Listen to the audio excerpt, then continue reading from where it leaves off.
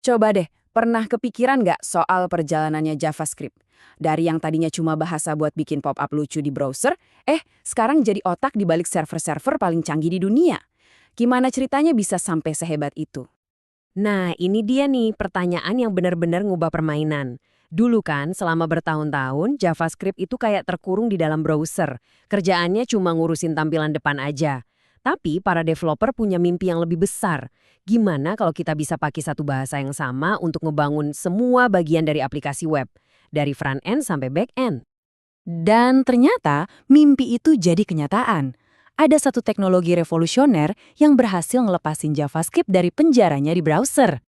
Dan inilah jagoannya, Node.js. Anggap aja Node.js itu kayak kunci yang membuka potensi penuh dari JavaScript. Dia ngambil bahasa yang biasa kita pakai buat interaksi di web, terus dia kasih kemampuan buat jalan langsung di server. Tiba-tiba aja, JavaScript jadi bisa baca tulis file, nyambung ke database, dan ngerjain semua tugas berat yang biasanya cuma bisa dilakuin sama bahasa backend. Tapi, tunggu dulu. Ada tantangan gedenya nih. Server itu kan beda sama browser yang cuma ngelayanin satu orang. Server itu harus siap nanganin ratusan, bahkan ribuan, koneksi barengan. Nah, kalau ada satu permintaan yang lemot, misalnya ngambil data dari database, terus bikin seluruh server berhenti nungguin, ya alamat macet total semuanya. Masalah ini dikenal sebagai blocking. Dan disinilah keajaiban Node.js benar-benar kelihatan. Dia punya cara yang super cerdas dan efisien buat ngatasin masalah blocking ini, jadi dijamin nggak bakal ada lagi yang namanya antrian macet. Gini deh, bayangin aja server blocking itu kayak barista yang kerjanya lambat. Dia bakal ngerjain satu pesanan kopi yang ribet dari awal sampai selesai, sementara antrian di belakangnya udah nungguin sambil bete. Sebaliknya, Node.js itu kayak barista yang super efisien. Dia mulai bikin pesanan yang ribet, tapi sambil nunggu kopinya jadi, dia langsung layanin pesanan-pesanan lain yang lebih cepat. Hasilnya, semua orang jadi happy dan dilayani jauh lebih cepat. Nah, otak di balik si barista efisien ini namanya event loop. Ini nih jantungnya Node.js. Daripada bengong nungguin satu tugas lama selesai, dia malah ngelempar tugas itu ke samping, terus lanjut ngerjain yang lain. Begitu tugas yang dilempar tadi selesai, event loop bakal ngambil hasilnya dan ngasih balik. Nggak ada waktu yang kebuang sia-sia buat nunggu. Jadi, oke, kita tahu Node.js itu kuat dan efisien banget.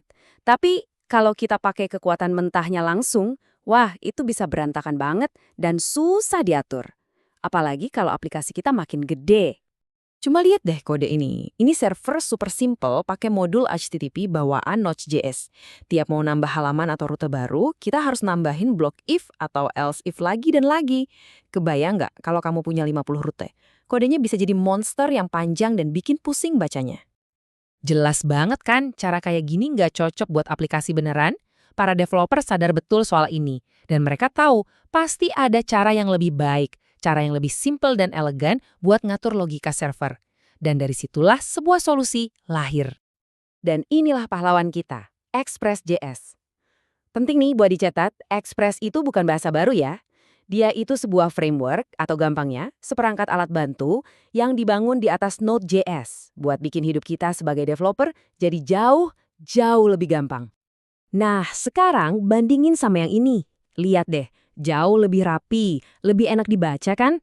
Gak ada lagi tuh tumpukan if yang bikin pusing. Kita tinggal bilang, hey, kalau ada yang minta halaman utama, lakuin ini. Simple, teratur, dan gampang banget dimengerti. Inilah yang bikin Express cepet banget jadi standar buat bikin aplikasi pakai Node.js.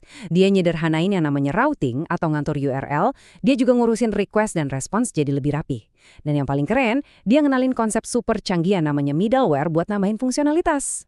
Salah satu kerjaan paling umum pakai Node dan Express itu ya bikin API, jembatan data buat aplikasi mobile atau website kita.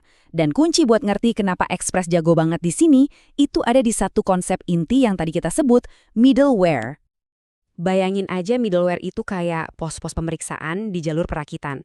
Jadi, setiap request yang masuk ke server kita, dia bakal lewat pos-pos ini satu persatu. Mungkin pos pertama tugasnya nyatat waktu request. Pos kedua ngecek, ini usernya udah login apa belum. Terus lanjut lagi, sampai akhirnya nyampe di tujuan akhir yang ngirim balasan. Ini cara yang keren banget buat bikin aplikasi kita jadi rapi dan terstruktur. Dan pas kita udah siap ngirim data, misalnya daftar produk buat API kita, Express bikin ini jadi gampang banget.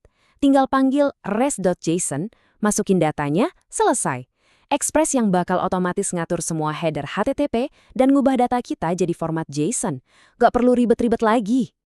Jadi, biar gampang ingetnya, gini aja. Anggap Node.js itu mesin mobilnya yang super kencung. Dia yang nyediain semua tenaganya.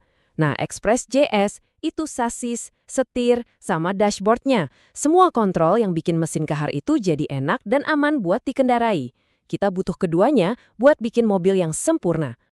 Dengan kekuatan non-blocking dari Node.js dan kemudahan dari Express, kemampuan buat ngebangun aplikasi web yang canggih dan super cepat itu sekarang ada di tangan kamu. Cuma pakai JavaScript yang mungkin udah kamu kuasai.